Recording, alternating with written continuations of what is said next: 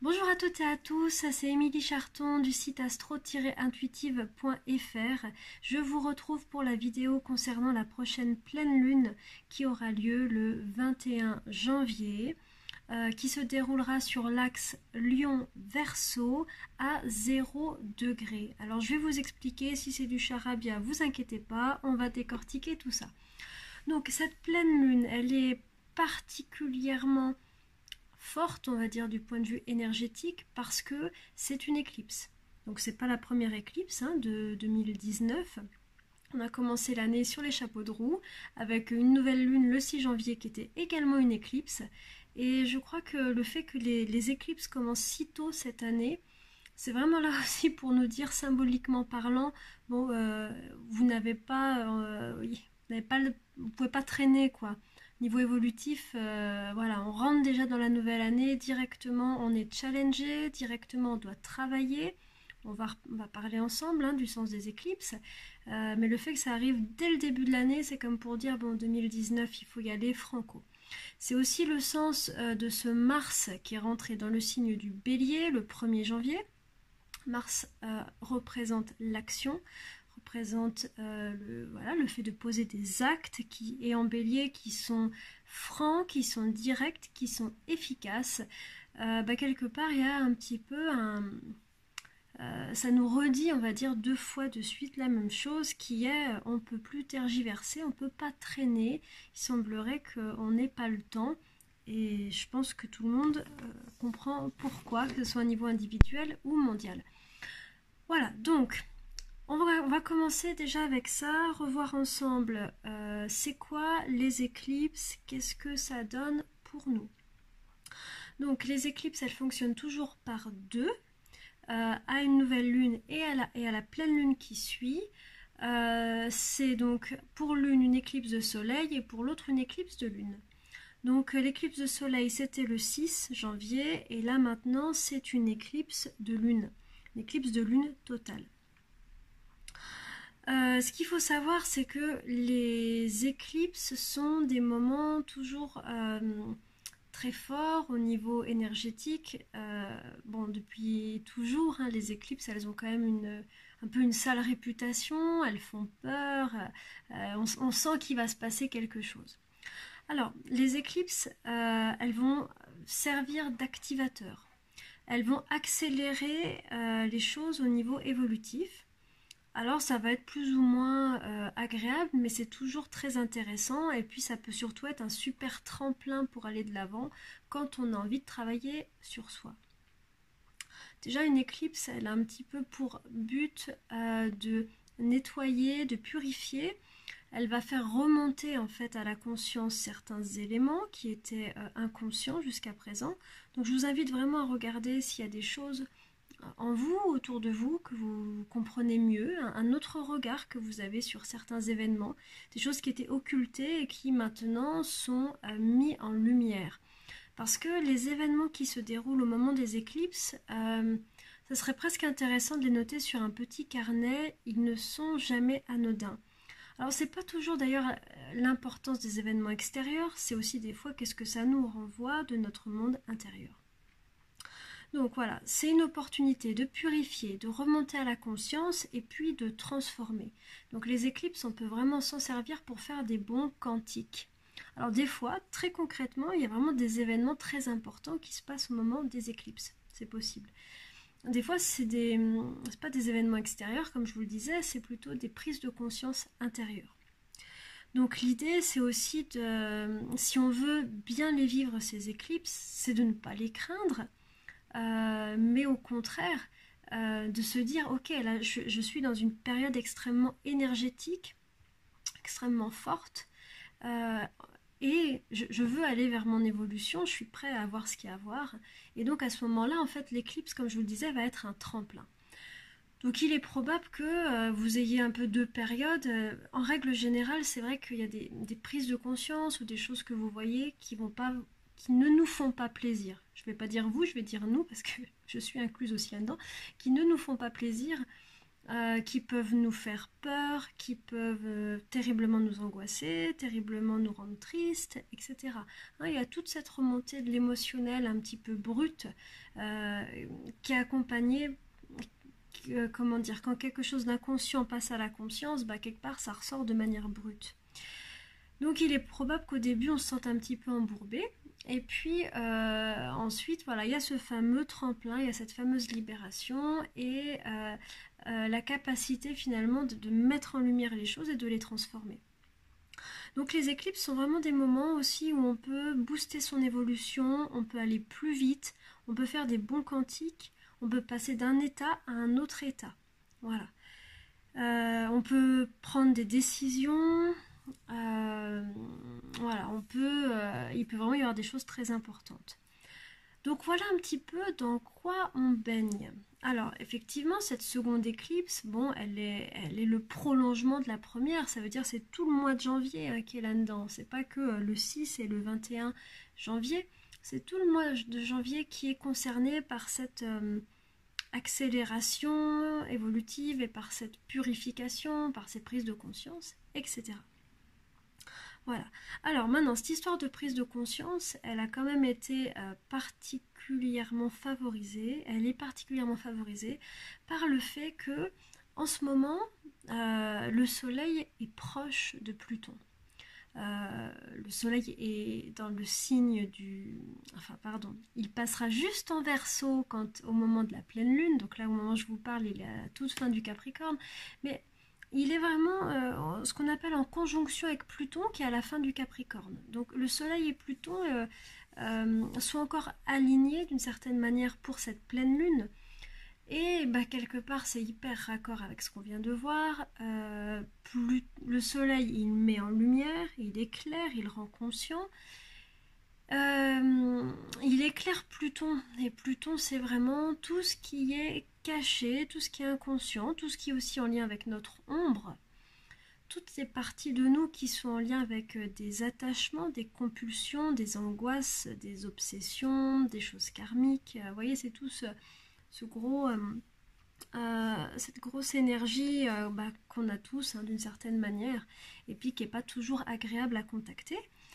Voilà, donc il est possible également qu'on le sente plus fort. Maintenant, Pluton, c'est aussi l'alchimiste. C'est vraiment, vous voyez, ça nous dit la même chose. Ces moments de conjonction Soleil-Pluton sont vraiment des moments pour voir, transformer et libérer. Mettre en lumière quelque chose. Donc c'est excellent là pour cette pleine lune si vous pouvez émettre des intentions de transformation ou de libération. Je veux me libérer de ça, je veux transformer tel aspect de ma vie. Ça propose vraiment des transformations aiguës dans nos modes de fonctionnement. Donc c'est vrai que ça peut être pas très agréable, mais c'est extrêmement intéressant parce qu'au niveau du travail psychologique, on ne peut pas aller plus loin. Si vous voulez, avec Pluton, on arrive vraiment au cœur de la vérité, d'un problème. Donc quelque part, toute cette lunaison là, tout ce mois de janvier nous permet aussi peut-être d'être lucide et d'aller au cœur des problèmes qui nous habitent. Donc ça, c'est vachement bien. Voilà. Donc l'idée, utiliser cette conjonction Soleil-Pluton, c'est vraiment se poser la question de qu'est-ce qu'on veut transformer, qu'est-ce qu'on veut purifier, qu'est-ce qu'on veut libérer. Ça suppose d'être prêt à se confronter à ce qui est pas très propre, on va dire, en nous, à tout ce qui est de l'ordre de l'ombre, hein. Et voilà, donc ça c'est tout le travail. Alors au moment de la pleine lune, le soleil, ça y est, il a commencé à dépasser Pluton. Donc tout ce que je vous dis, vraisemblablement, peut-être ça fait déjà une dizaine de jours que vous le ressentez. Et ça peut être encore au programme, puisque c'est quand même enfermé dans le thème de la pleine lune. Voilà, donc cette lune, elle va être à 0 degré du Lion, pendant que le Soleil sera à 0 degré du Verseau. Donc une pleine lune, c'est vraiment une opposition entre le Soleil et la Lune. Si vous avez des planètes dans votre thème natal qui sont aux alentours de 3 degrés, de ces degrés que je viens de citer. Admettons, vous avez des planètes à 2 degrés du Verseau, ou à 2 degrés du Lion, ou à 28 du Cancer. Eh bien, cette éclipse, vraisemblablement, annonce des changements, des transformations importantes sur votre chemin de vie qui vont se mettre en place dans les 6 mois à venir. Donc encore une fois, je le dis à chaque fois, les éclipses marquent des périodes de transition, de changement, mais ce ne sont pas forcément des mauvais changements. C'est vraiment important ça de le voir. Au contraire, ça montre plutôt des tremplins. Voilà. Donc ça nous concerne tous, mais c'est vrai que si vous avez vos planètes qui sont dans le sillage de l'éclipse, ça vous concerne d'autant plus. Voilà. Alors, cette éclipse, et tout le mois de janvier, et les 2 éclipses, en fait, ce qui se passe, c'est que quand on a les éclipses, ça veut dire que le Soleil et la Lune sont alignés sur l'axe des nœuds. Donc voilà, je vais vous montrer sur le thème, c'est plus simple à voir. Là, ce qu'on voit, c'est que le Soleil qui est en Verseau, il est en conjonction, il est aligné avec le nœud sud, et la Lune, elle est alignée avec le nœud nord. Si vous vous souvenez, si vous me suivez un petit peu, le nœud sud, le nœud nord, c'est en lien avec l'axe d'évolution et avec ce qu'on travaille tous en ce moment. Ce qui signifie que cette lunaison aussi, elle nous fait particulièrement travailler les thématiques et du Capricorne et du Cancer, avec quand même un focus sur le Cancer, parce que le nœud nord est dans ce signe-là du Cancer. Donc petit rappel, peut-être que pour vous là ça ne veut rien dire ce que je viens de vous dire, mais on va clarifier ça.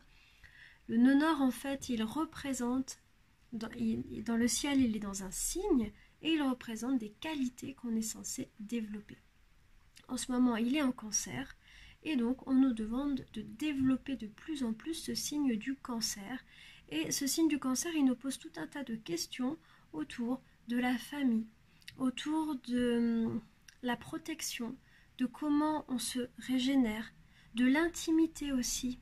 L'intimité dans le sens de parvenir à partager ses émotions. Alors ça peut être l'intimité avec soi, ça veut dire déjà, parce que le Cancer est quand même le signe le plus émotionnel, donc être connecté avec ses émotions. Pour pouvoir être en intimité avec l'autre, ça veut dire être vrai par rapport à l'autre dans ce qu'on ressent. Il n'y a pas de vraie intimité quelque part si on n'est pas connecté déjà avec soi-même. Sinon, on est un peu dans des masques qui interagissent. Donc voilà, le Cancer nous pose toutes ces questions. Ça peut parler de la maison, du lieu de vie, ça peut parler des structures familiales, du rapport qu'on a avec nos parents, du rapport qu'on a avec nos enfants, du rapport qu'on a avec nos émotions et avec l'intimité.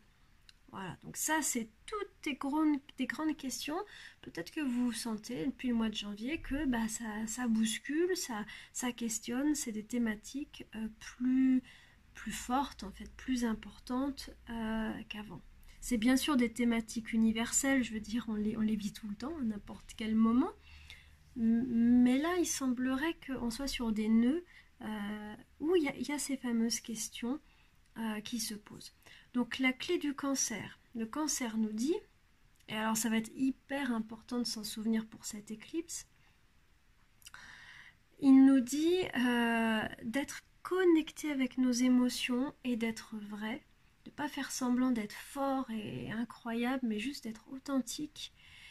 Il nous dit aussi de pouvoir donner du temps et de l'espace à notre vie privée et à notre vie de famille, au lien qu'on a avec notre tribu, et de ne pas mettre toute notre énergie dans le travail et dans les responsabilités qui sont plutôt représentées par le Capricorne. Voilà. Donc je vous dis c'est particulièrement important parce qu'en fait l'éclipse, elle se passe, si vous voulez, l'éclipse elle se passe au nœud nord. Ça veut dire que pendant toute cette éclipse, le nœud nord, donc la voie à suivre, elle est occultée, elle est éclipsée. Donc ça, c'est important de bien savoir où est-ce qu'on va. C'est comme si pour avancer on éteint la lumière pendant l'éclipse et on doit un peu avancer dans le noir. Donc c'est bien d'avoir un peu la lumière intérieure pour nous guider. Alors au milieu de tout ça, qui sont quand même des énergies passablement forte, hein. C'est pas une lunaison qui est très douce, mais c'est chouette parce que c'est évolutif. Au milieu de tout ça, on a une petite bénédiction céleste qui est la conjonction de Vénus dans le signe du Sagittaire et de Jupiter en Sagittaire aussi. Donc Vénus et Jupiter, c'était considéré en astrologie médiévale comme les deux bénéfiques. Il y avait les planètes bénéfiques et les planètes maléfiques. Alors les maléfiques, c'était Mars et Saturne.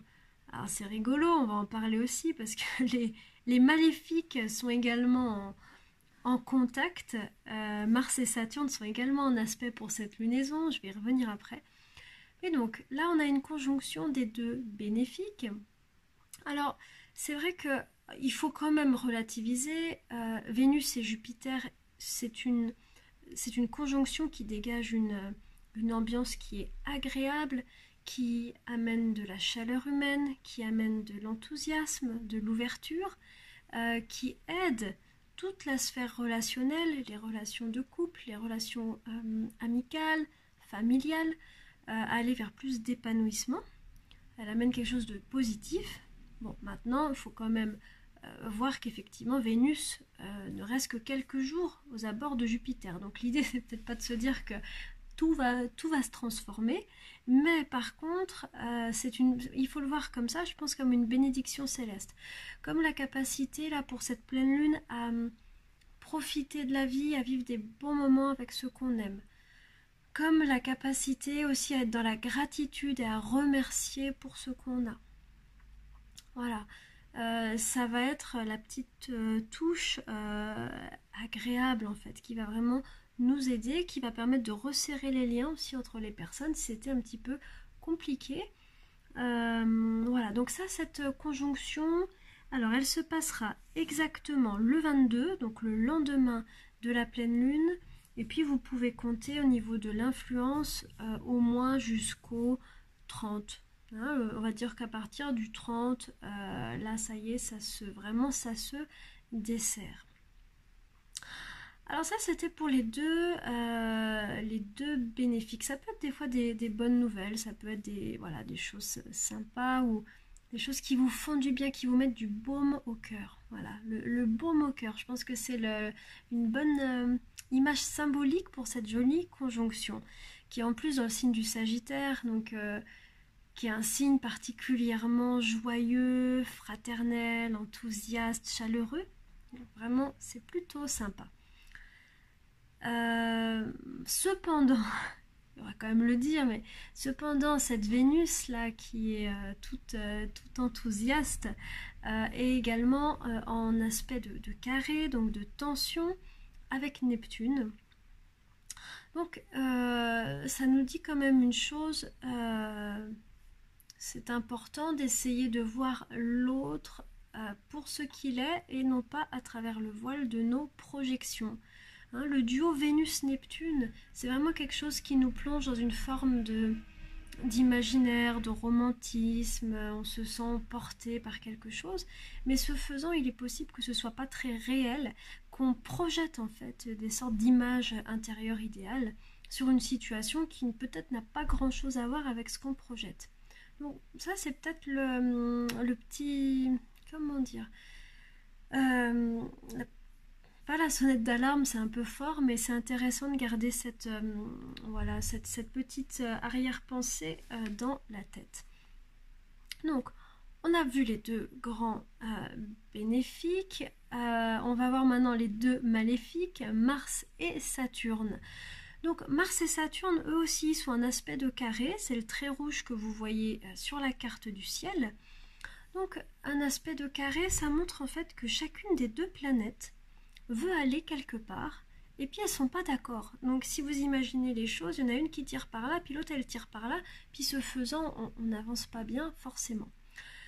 Ce à quoi il faut s'attendre dans ce type de carré, qui est vraiment exact au moment de la pleine lune, ce qu'il faut s'attendre, c'est que, on a vu tout à l'heure, Mars en bélier, il est dynamique, c'est le fait que nous, on a envie de passer à l'action. Peut-être on a des nouveaux projets, on a des nouvelles envies, on a envie que ça se fasse, et vite si possible, parce qu'on a peut-être déjà beaucoup attendu et que là ça y est, Mars est en bélier.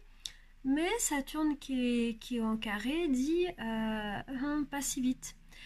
C'est le fait de se sentir freiné dans ses actions, des fois soit par les événements, soit par notre état de santé aussi. Des fois on est simplement fatigué, on n'est pas capable de faire tout ce qu'on voudrait faire. Et c'est aussi une invitation à structurer son action. Donc si on le voit en positif, c'est le fait peut-être de prendre plus de temps pour faire quelque chose, mais parce qu'on va bien le faire. On va réfléchir à comment on le fait. Et Saturne en Capricorne, c'est exactement ce qu'il dit. Saturne est une planète de structure, et le Capricorne aussi. Hein, il est chez lui, Saturne et le Capricorne, c'est le même symbole, c'est presque la même symbolique. Donc ça parle de structurer son action, de bien réfléchir. C'est comme si vous voulez construire une maison, assurez-vous que les piliers sont solides. N'ayez pas peur de perdre du temps au début, vous en gagnerez ensuite. Voilà.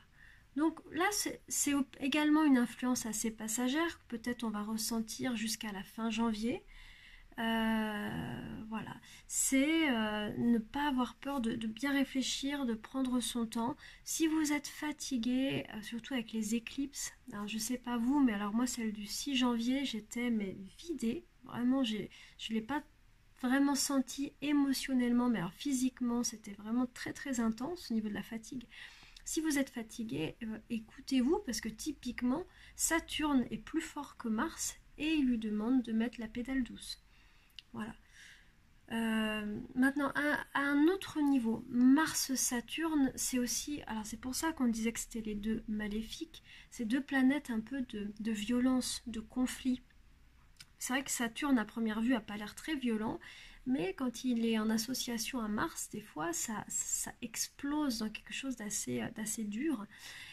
Et là, c'est plutôt au niveau collectif, mondial. Il est possible qu'autour de cette pleine lune, il y ait des événements plus violents. Alors j'ai envie de dire, j'imagine que ce que je dis, on pourrait le dire n'importe quand, ça ferait toujours sens.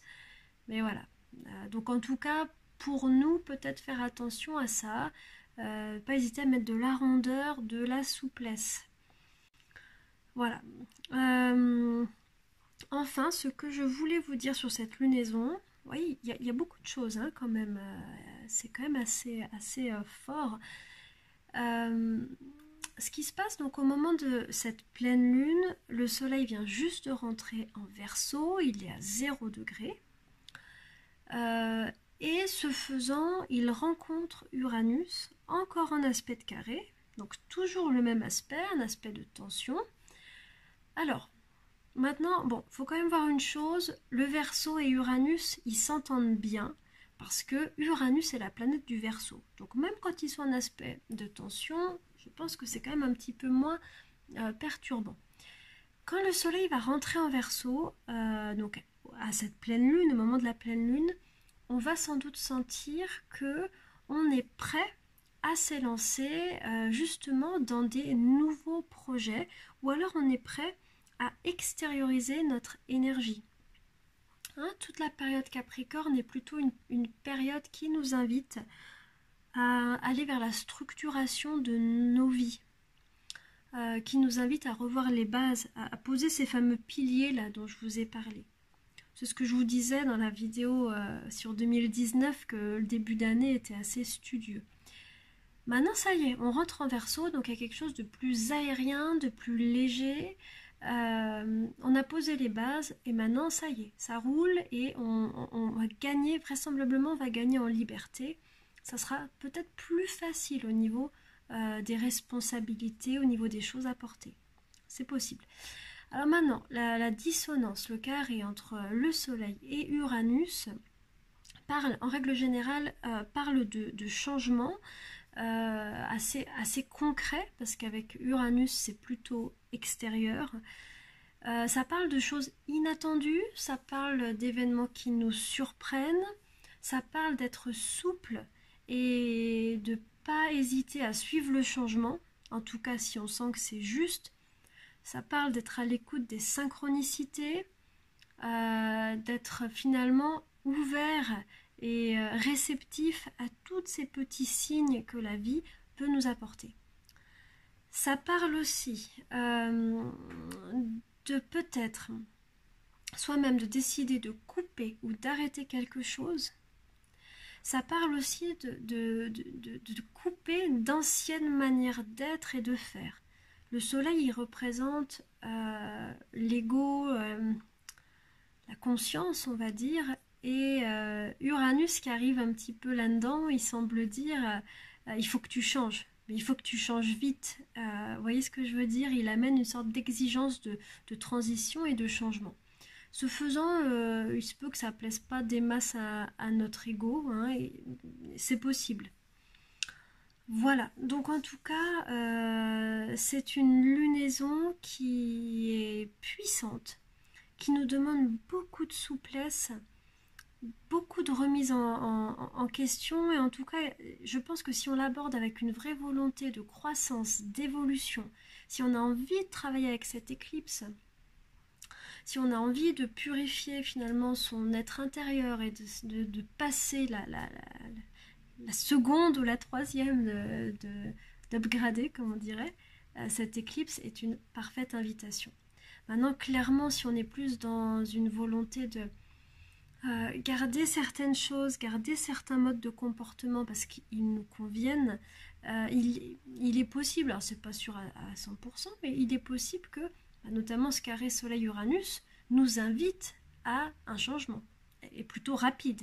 Hein, c'est ce que je disais en début de vidéo. Là, clairement, je crois que le ciel nous dit qu'on ne va pas attendre le 30 juin pour faire quelque chose.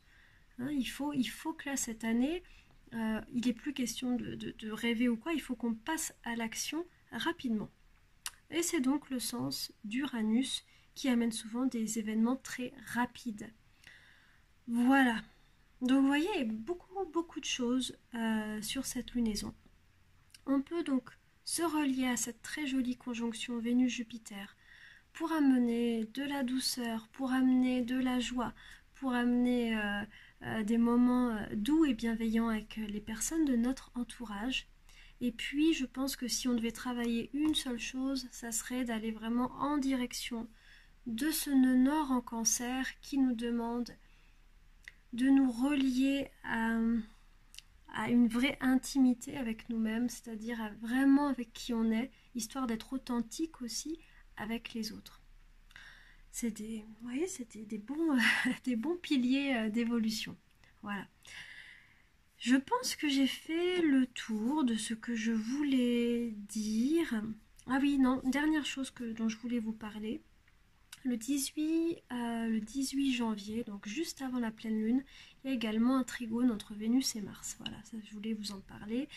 Ce trigone Vénus-Mars, il est vraiment intéressant parce qu'il permet souvent un bon équilibre entre les désirs, ce qu'on veut, et le passage à l'action. Le désir, c'est Vénus, et le passage à l'action, c'est Mars. Donc là, il y a quelque chose d'assez intéressant dans ce trigone. Voilà. Écoutez, j'espère que ça va vous guider pour cette pleine lune, ça va vous donner quelques pistes. En tout cas, voilà, moi je me réjouis de vous retrouver dans 15 jours. On verra un petit peu la prochaine nouvelle lune. Voilà, et ben voilà. Alors on se retrouve dans 15 jours et puis je vous embrasse bien fort et je vous souhaite tout de bon, comme on dit par chez moi. À tout bientôt, prenez soin de vous. Au revoir.